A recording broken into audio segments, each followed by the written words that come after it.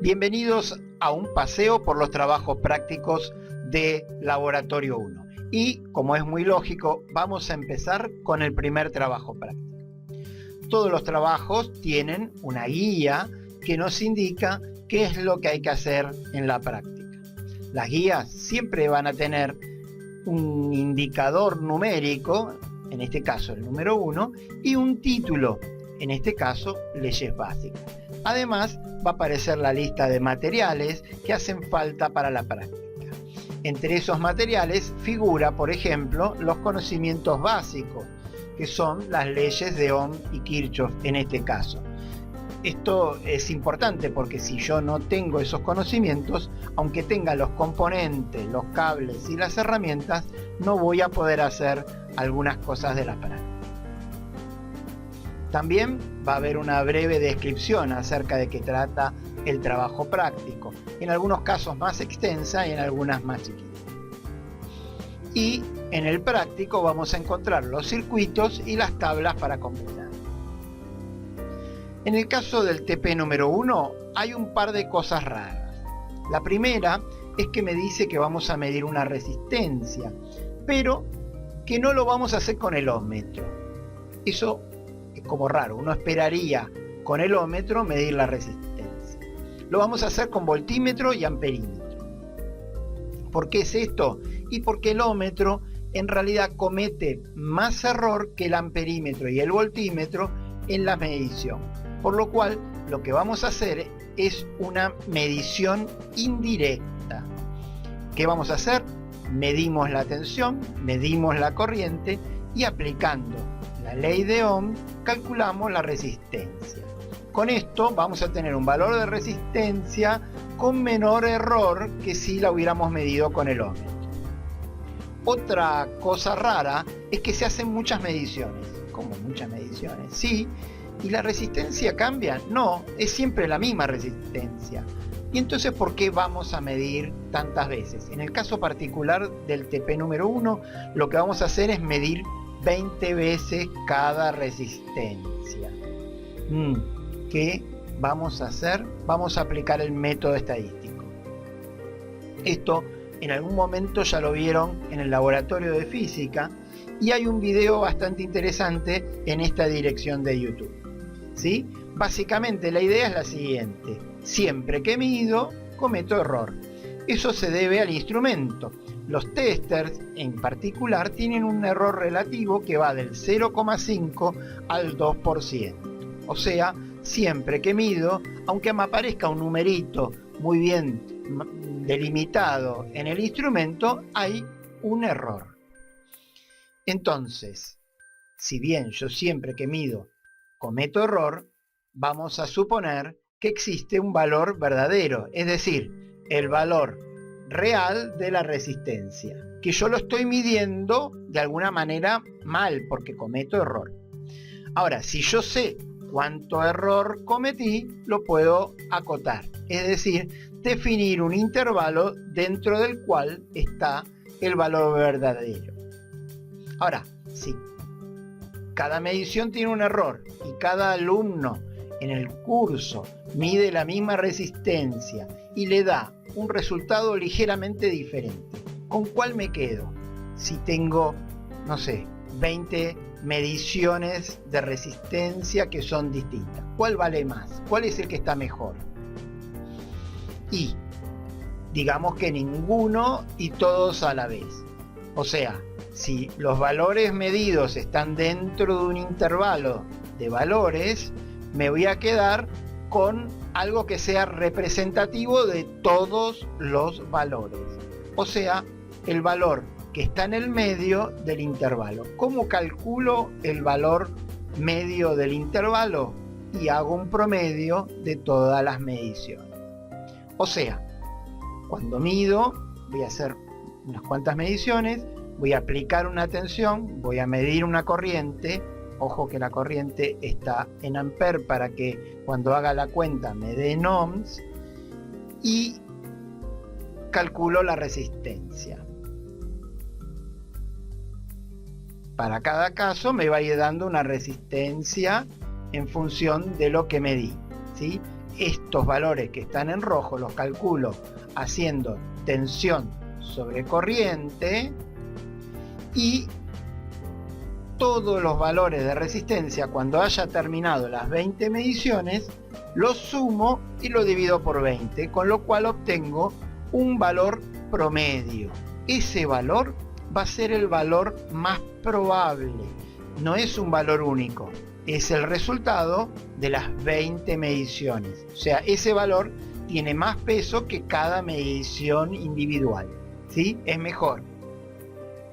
Ahora bien, ¿qué error cometí en cada medición? El error es esto de cuánto me alejé yo del medio del intervalo, ¿sí? Entonces lo que voy a hacer es la resistencia que calculé menos el promedio, ¿sí? O sea, la diferencia. Ahora, hay que notar estas barritas porque no me importa si la diferencia es para arriba o para abajo, es un error. Los errores se suman, no hay errores que compensen. Todas las macanas que me mando suman macanas. O sea, no hay una macana que yo me mande que digan, ay, qué bueno, con esto restamos. No, siempre son macanas. O sea que el error se va a considerar sin signo. En realidad yo voy a poner acá un más menos, es para arriba o es para abajo, ¿sí? Pero no le voy a poner signo a la resta. Entonces, todos los valores acá me quedan sin signo, a pesar de que algunos fueron para abajo y otros fueron para arriba, ¿sí? Como calculo el error, es la resistencia menos el promedio. En este ejemplo, el promedio es de 1001,22, entonces hago 909, menos 1001,22 y lo pongo acá, ¿sí? Y no me importa el signo.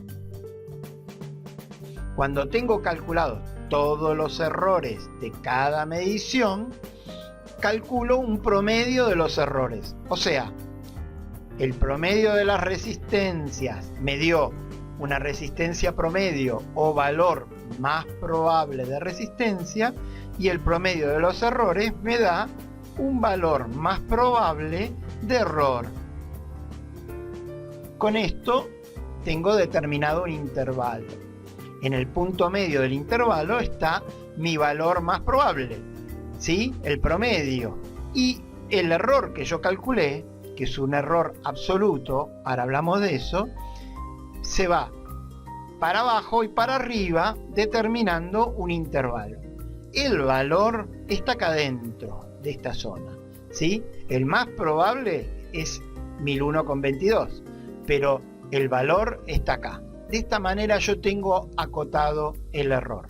Los extremos del intervalo son el valor más probable más el error y el valor más probable menos el error. Estos son los límites del intervalo.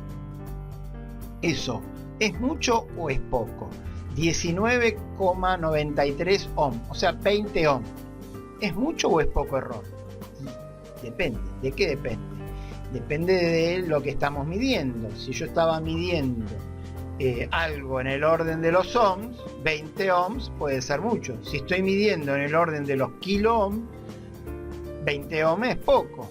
Ahora, ¿cómo lo cuantificamos para saber si es mucho o es poco? Bueno, como decíamos, el error lo estamos considerando en absoluto, en ohms, en su propia medida. Para convertirlo en un valor relativo, hay que relacionarlo con algo. ¿Con qué? Y lo tendríamos que relacionar con lo que estamos midiendo. Es decir, el error relativo va a ser el error promedio que yo hice dividido el valor promedio. Es decir, el error absoluto dividido el valor más probable. Como eso nos suele dar un valor chiquito, menor que 0, lo vamos a multiplicar por 100 y de esa manera vamos a tenerlo expresado en porcentaje, ¿sí? Entonces hago la cuenta, el error dividido el promedio por 100 y me da el error relativo. Acá hay dos cosas para hacer notar. Una, que ohm con ohm ahí desaparecen, con lo cual el error relativo no tiene unidad, ¿sí? Solo está expresado en porcentaje. Y entonces yo ahora en este caso que me dio alrededor del 2%, sé que el error está dentro de 2 de 100, ¿sí? Entonces ahí yo puedo comparar este error con otros errores. Por ejemplo, con los datos que me da el fabricante. Si yo tomé una resistencia común con banda dorada, sé que el valor está en el rango del 5% de su valor nominal. En este caso, 1000 más menos 5%. Pero nosotros, a partir de nuestra medición, decimos que es de 1001,22 más menos 1,99%, lo cual es mucho mejor en el sentido de que mi intervalo es más chico. O sea, yo puedo decir más de la resistencia de lo que me dice el fabricante. Y esa fue la idea del práctico, determinar con mayor precisión qué valor de resistencia tiene el componente que estamos midiendo. Ahora veamos el tema de los gráficos que figuran en la guía de ETP. Hay que recordar para eso el tema de la ecuación de la recta, ya que cuando nosotros grafiquemos los pares de tensión y corriente que estuvimos midiendo, lo que vamos a determinar es una recta cuya pendiente está relacionada con la resistencia. O sea, de la tabla que completamos, vamos graficando para los distintos valores de tensión los valores de corriente que se fueron midiendo. Y tendrían que quedar todos perfectamente alineados, pero no es así porque hay error en las mediciones, ¿sí? Ahora bien, si yo trazo una recta que pase lo más cerca posible de todos los puntos, esa recta representa a la resistencia. Es una recta y no es un quebrado, porque la resistencia sabemos que es siempre la misma. Al hacerlo pasar por todos los puntos, o lo más cerca posible de todos los puntos, ya estamos haciendo gráficamente el promedio. O sea que la recta es el valor más probable de la resistencia. Bien, con los valores máximos y mínimos de la medición del valor más probable más el error más probable, nosotros podemos determinar las ecuaciones de dos rectas más, que van a ser la del máximo error y la del mínimo error, o sea, sumándole o restándole el error. Eso me determina dos rectas. Las dos rectas pasan por 0, 0, ¿sí? Porque en la ecuación de la recta no. Para que pase por otro lado tendría que tener otro término, nosotros no lo tenemos, y todos los valores, todos los puntitos de nuestra medición tendrían que estar adentro de la zona sombreada entre las dos rectas. Esto es lo que tenemos que verificar. Esta representación es la de la resistencia y su margen de error. ¿Sí? ¿Falta mucho? No, ya falta poquito. Ya vamos terminando. Acá está el resto de la guía, y el resto de la guía no lo vamos a comentar porque es mucho más sencillo de hacer, aunque más complicado de calcular, porque tengo que utilizar las leyes de Ohm y de Kirchhoff. También voy a tener que hacer resoluciones por nodos y por mallas. Por cierto, veámosle las caras a estos dos que un poco nos da bronca a veces porque tenemos que hacer resoluciones de circuitos utilizando un montón de ecuaciones, pero si no fuera por ello no podríamos resolver nada de lo que es electrónica. Algunos dicen que sabiendo las leyes de Ohm y Kirchhoff, todo lo de la electrónica se puede entender y resolver.